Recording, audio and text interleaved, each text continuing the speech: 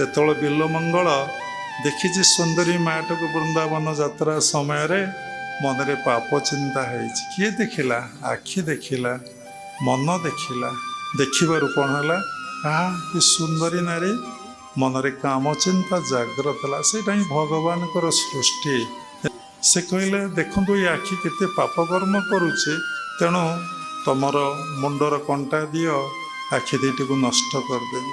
ଦେଖନ୍ତୁ ମନରେ ଭଗବତ ପ୍ରାପ୍ତି ପାଇଁ ଜିଜ୍ଞାସା ଆସିଲେ ଲୋକ ତାର ଇନ୍ଦ୍ରିୟ ଚକ୍ଷୁ କେତେ ମୂଲ୍ୟବାନ ତାକୁ ସେ ନଷ୍ଟ କରିଦେଲେ।